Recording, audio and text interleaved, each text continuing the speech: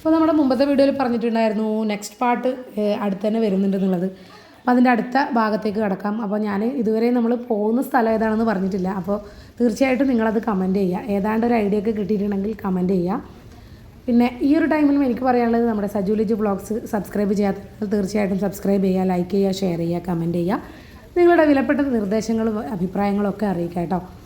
പിന്നെ അപ്പോൾ ഞങ്ങൾക്ക് ഇറങ്ങാനുള്ള സ്ഥലത്തിൻ്റെ തൊട്ട് മുന്നത്തെ സ്റ്റോപ്പ് ഏതാണ്ട് എഴുന്നേറ്റ് നമ്മൾ എന്താ പറയുക ബെഡ്ഷീറ്റൊക്കെ മടക്കി വെച്ചു. പാറു ആൻറ്റിയൊക്കെ ഇരുന്നുറങ്ങുന്നൊക്കെ ഉണ്ടായിരുന്നു. പിന്നെ ഞങ്ങളുടെ സ്റ്റേഷനിലെത്തിയപ്പോഴത്തേക്കും നമ്മൾ ഇറങ്ങി.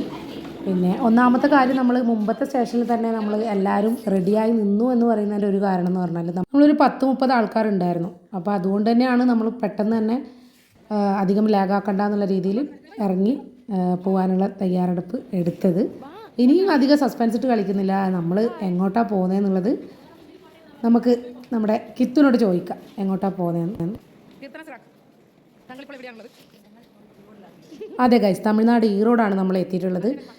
അപ്പോൾ ഈറോഡ് ജംഗ്ഷനിൽ 2:53 ഞങ്ങളെത്തിയ ഉമാപതി ആപ്പൻ്റെ പെങ്ങളുടെ മോളുടെ കല്യാണം കൂടാനാണ് നമ്മളിവിടെ എത്തിയത്.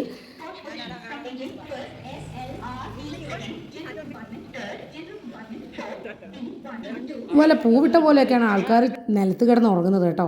പിന്നീട് ഞങ്ങൾ റെയിൽവേ സ്റ്റേഷനിൽ നിന്നും പോകുമ്പോൾ നല്ല മനോഹരമായ ഒരു സ്റ്റാച്യു കണ്ടു. അതിന് ബസ്സിൽ കയറി പോയി. ഗോൾഡൻ മഹൽ എന്ന് പറഞ്ഞ ഹാളിലായിരുന്നു കല്യാണം. അപ്പോൾ തമിഴ്നാട് വിശേഷങ്ങളുമായി അടുത്ത വീഡിയോയിലേക്ക് കാണാം.